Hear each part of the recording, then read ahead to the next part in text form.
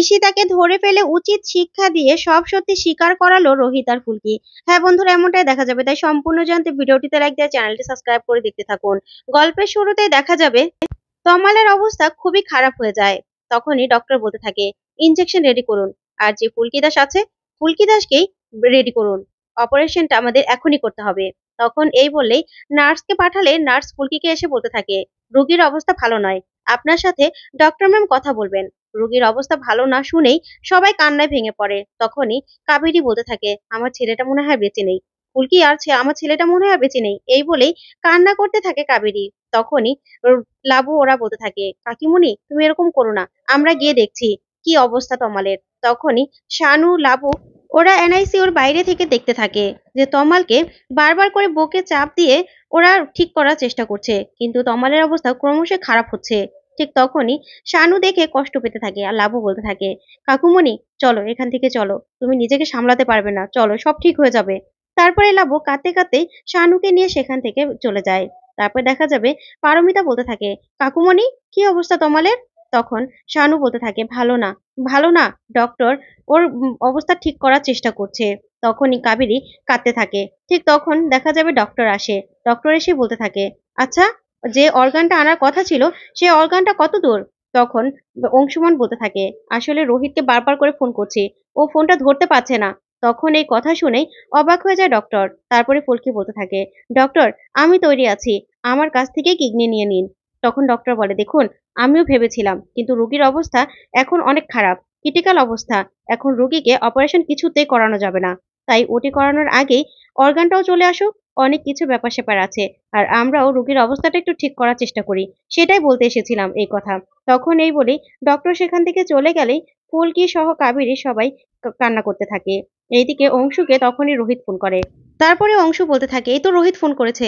তখন অংশু ফোনটা রিসিভ করলে রোহিত বলতে থাকে অংশু তো আর বলো না, এইদিকে অনেক কাণ্ড হয়ে গেছে। তখন অংশু বলতে থাকে দেখো তমালের অবস্থা ভালো নয়, তুমি কত দূর। তখন রোহিত বলতে থাকে আমি আসছি।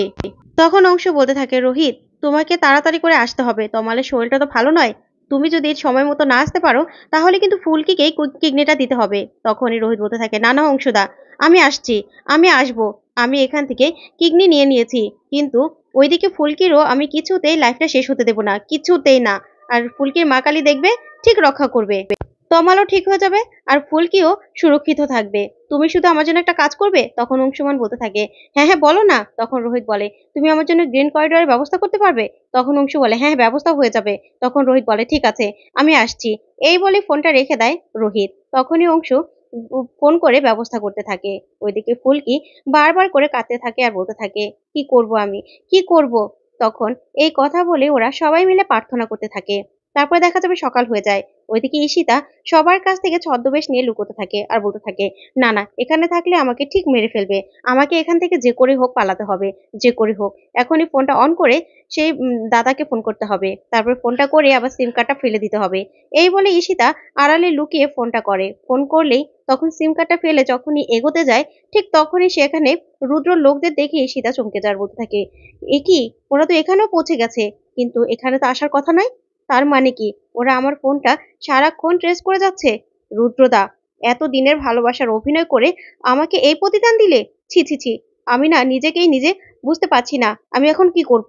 না এখন আমি বাসে কি করে উঠবো। ওইদিকে দেখা যাবে রুদ্র লোকেরা তেওয়ারিকে ফোন করে বলতে থাকে হ্যাঁ দাদা, বাস স্ট্যান্ডের এদিকেও নেই, কাল রাত থেকে বাস স্ট্যান্ডে কেউ ওঠেনি বাসে। না না আমরা দেখছি, আপনি চিন্তা করবেন না।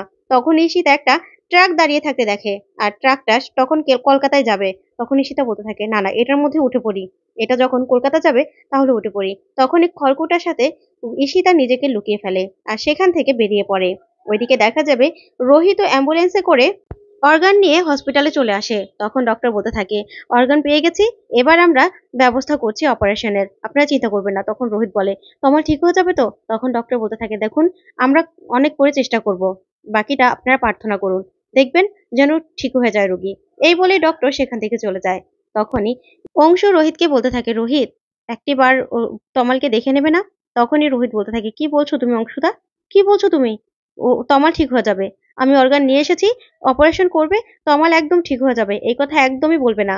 তখনই পিয়াল বলতে থাকে দাদার শরীরটা না খুব খারাপ হয়ে গিয়েছিল কালকে, তুমি একবার দেখে নিলে পারতে। তখন রোহিত বলে না তমালের কিচ্ছু হবে না, দেখিস কিচ্ছু হবে না। তারপরে অংশু বলতে থাকে, আচ্ছা রোহিত, তুমি যে বললে কি সমস্যা হয়েছিল, কি হয়েছিল বলো তো? তখন রোহিত বলতে থাকে, আর বলো না, বর্ধমানের দিকে যখনই এসেছি তখনই না কিছু গুন্ডা আমাকে অ্যাটাক করেছিল, কিসের জন্য সেটা আমি বুঝতে পারিনি। অবশ্য আমার কাছে টাকা ছিল সেজন্য, নাকি অন্য কোনো কারণে সেটা আমার জানা হয়নি। তবে ওদেরকে না মেরে একদম ভাগিয়ে দিয়েছি সেখান থেকে। তারপরে দেখা যাবে পায়েল বলতে থাকে, নবাবগঞ্জের ওদিকে না গুন্ডা পান্ডা অনেক ভরে গেছে। তখন অংশুমান বলে, একবার শুধু তমাল ঠিক হয়ে যাক, তারপরে না ওই ঈশিতাকে যেখান থেকে পারি আমি খুঁজে বের করব, তারপরে ওর শাস্তির ব্যবস্থা করব, তোমরা দেখো। তারপরে দেখা যাবে সবাই মিলে ভিতরে যায়। ভিতরে যাওয়ার পরে ওইদিকে কাবেরী আর শানু অপারেশন থিয়েটারের বাইরে বসে আছে। তখনই তমালের অপারেশন শুরু হয়ে যায় আর সবাই খুব চিন্তা করতে থাকে। তারপরে দেখা যাবে ডক্টর মাঝখানে চলে আসে, এসেই বলতে থাকে, দেখুন রোগীর অবস্থা একদমই ভালো নয়, খুবই খারাপ অবস্থা, তবে প্রার্থনা করুন যেন আমি অপারেশনটা করতে পারি। তখন রোহিত বলতে থাকে, কি বলছেন ডক্টর, রোগীর অবস্থা ভালো নয় মানে? রোগী ঠিক হয়ে যাবে তো? তখনই ডক্টর বলতে থাকে, আপনারা সেটাই প্রার্থনা করুন যেন রোগীর অবস্থা ঠিক হয়ে যায়। দেখুন আমি যেন ঠিক করে অপারেশনটা করতে পারি। এই বলে ডক্টর ভিতরে চলে গেলেই কাবেরী সাথে সাথে অজ্ঞান হয়ে যায়। তখন কাবেরীকে সবাই সামলাতে থাকে। ওইদিকে ফুলকি বলতে থাকে, না না মা কালী, এটা কিছুতেই হতে পারে না, কিছুতেই না। আমি আমার বুকের তাজা রক্ত দিয়ে তোমার পা পুজো করব।